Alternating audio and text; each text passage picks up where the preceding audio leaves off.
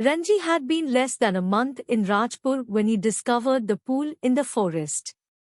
It was the height of summer, and his school had not yet opened, and, having as yet made no friends in this semi-hill station, he wandered about a good deal by himself into the hills and forests that stretched away interminably on all sides of the town. It was hot, very hot, at that time of the year, and Ranji walked about in his vest and shorts, his brown feet white with the chalky dust that flew up from the ground. The earth was parched, the grass brown, the trees listless, hardly stirring, waiting for a cool wind or a refreshing shower of rain. It was on such a day, a hot, tired day, that Ranji found the pool in the forest. The water had a gentle translucency, and you could see the smooth round pebbles at the bottom of the pool. A small stream emerged from a cluster of rocks to feed the pool. During the monsoon, this stream would be a gushing torrent, cascading down from the hills, but during the summer it was barely a trickle. The rocks, however, held the water in the pool, and it did not dry up like the pools in the plains. When Ranji saw the pool, he did not hesitate to get into it. He had often gone swimming, alone or with friends, when he had lived with his parents in a thirsty town in the middle of the Rajputana desert. There, he had known only sticky, muddy pools, where buffaloes wallowed and women washed clothes. He had never seen a pool like this, so clean and cold and inviting. He threw off all his clothes, as he had done when he went swimming in the plains, and leapt into the water. His limbs were supple, free of any fat, and his dark body glistened in patches of sunlit water. The next day he came again to quench his body in the cool waters of the forest pool. He was there for almost an hour, sliding in and out of the limpid green water, or lying stretched out on the smooth yellow rocks in the shade of broad-leaved sal trees. It was while he lay thus, naked on a rock, that he noticed another boy standing a little distance away, staring at him in a rather hostile manner. The other boy was a little older than Ranji, taller, thick-set with a broad nose and thick, red lips.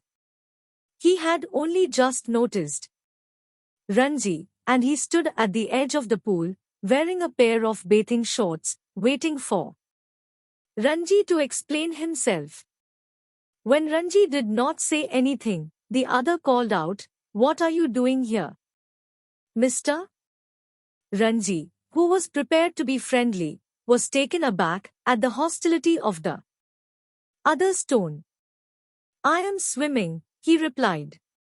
"Why don't you join me?" "I always swim alone," said the other. "This is my pool, I did not invite you here." "And why are you not wearing any clothes?" "It is not your business if I do not wear clothes. I have nothing to be ashamed of." "You skinny fellow, put on your clothes." "Fat fool, take yours off." This was too much for the stranger to tolerate. He strode up to Ranji, who still sat on the rock and, planting his broad feet firmly on the sand, said, as though this would settle the matter once and for all, "Don't you know I am a Punjabi? I do not take replies from villagers like you." "So you like to fight with villagers?" said Ranji. "Well, I am not a villager, I am a Rajput. I am a Punjabi. I am a Rajput." They had reached an impasse. One had said he was a Punjabi, the other had proclaimed himself a Rajput. There was little else that could be said. "You understand that I am a Punjabi?" said the stranger, feeling that perhaps this Information had not penetrated Ranji's head. "I have heard you say it 3 times," replied Ranji. "Then why are you not running away?" "I am waiting for you to run away." "I will have to beat you," said the stranger, assuming a violent attitude, showing Ranji the palm of his hand. "I am waiting to see you do it," said Ranji. "You will see me do it," said the other boy. Ranji waited. The other boy made a strange, hissing sound. They stared each other in the eye for almost a minute. Then the Punjabi boy slapped Ranji across the face with all the force he could muster. Ranji staggered, feeling quite dizzy.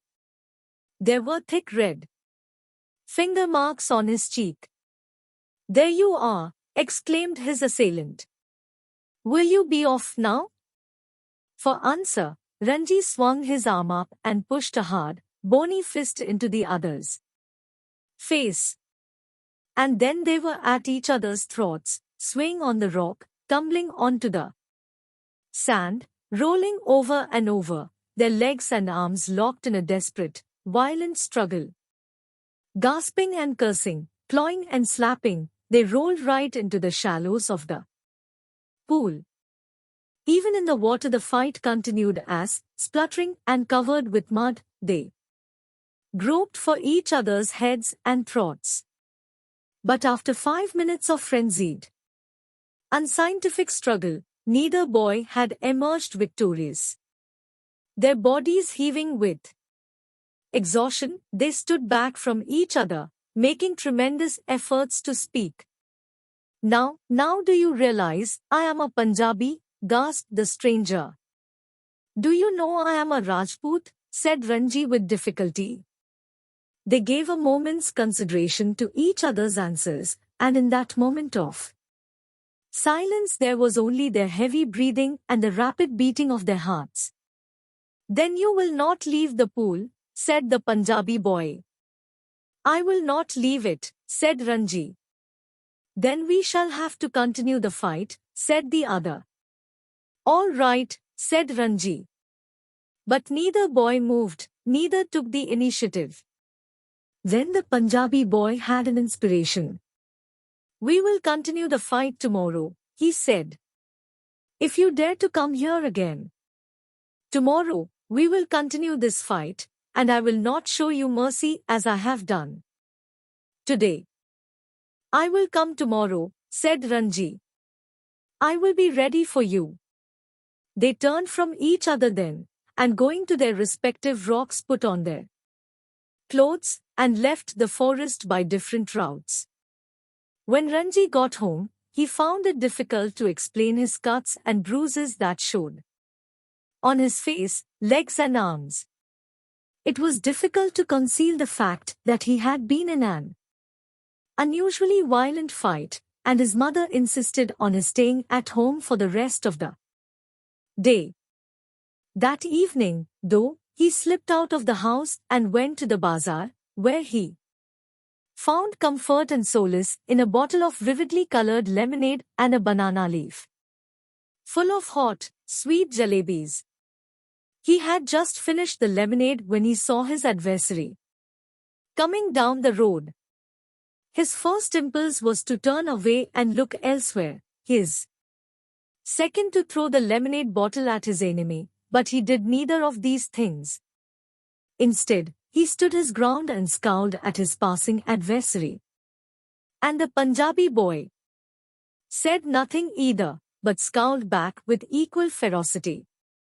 The next day was as hot as the previous one. Ranji felt weak and lazy and not at all eager for a fight. His body was stiff and sore after the previous day's encounter.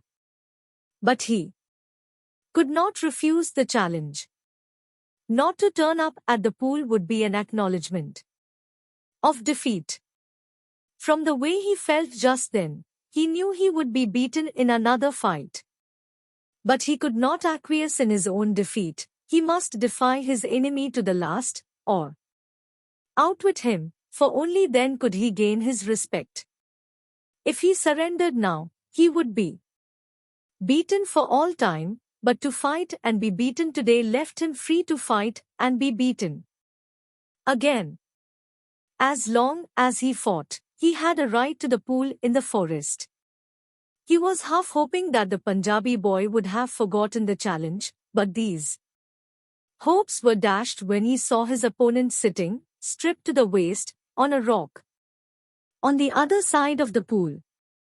The Punjabi boy was rubbing oil on his body, massaging it into his broad thighs. He saw Ranji beneath the sal trees and called a challenge across the waters of the pool. "Come over on this side and fight," he shouted. But Ranji was not going to submit to any conditions laid down by his opponent. "Come this side and fight," he shouted back with equal vigor. "Swim across and fight me here," called the other. "Or perhaps you cannot swim the length of this pool?" But Ranji could have swum the length of the pool a dozen times without tiring, and here he would show the Punjabi boy his superiority. So, slipping out of his vest and shorts, he dived straight into the water, cutting through it like a knife, and surfacing with hardly a splash. The Punjabi boy's mouth hung open in amazement. "You can dive," he exclaimed. "It is easy," said Ranji, treading water, waiting for a further challenge. "Can't you dive?" "No," said the other. "I jumped straight in. But if you will tell me how, I will make a dive."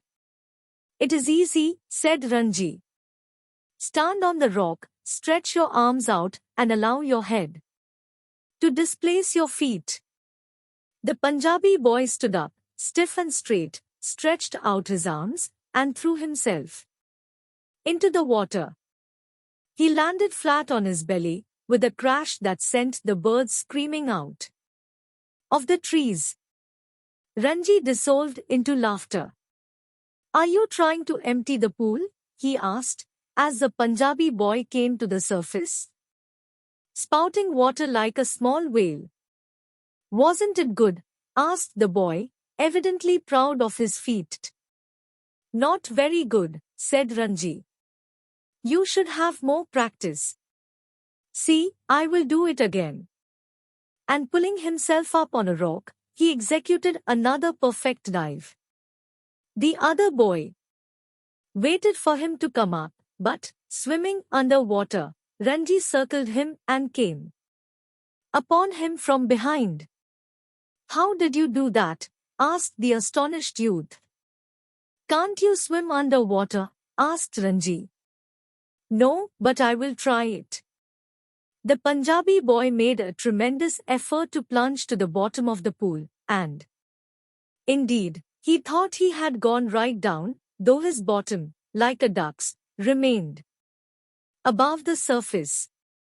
Ranji, however, did not discourage him. "It was not bad," he said. "But you need a lot of practice." "Will you teach me?" asked his enemy. "If you like, I will teach you." "You must teach me." "If you do not teach me, I will beat you." "Will you come here every day and teach me?" "If you like," said Ranji. They had pulled themselves out of the water, and were sitting side by side on a smooth grey rock. "My name is Suraj," said the Punjabi boy. "What is yours?" "It is Ranji." "I am strong, am I not?" said Suraj, bending his arm so that a ball of muscle stood up, stretching the white of his flesh.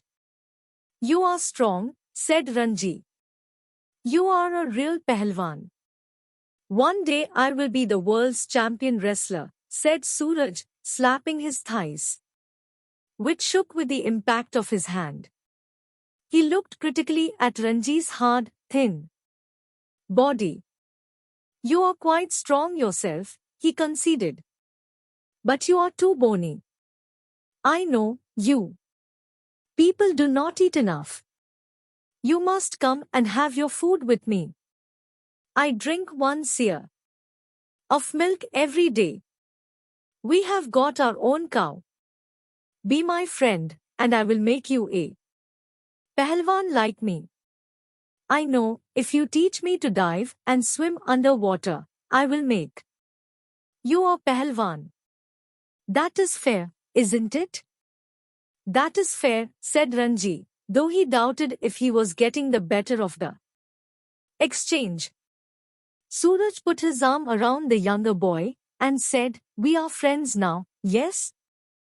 They looked at each other with honest, unflinching eyes, and in that moment love and understanding were born.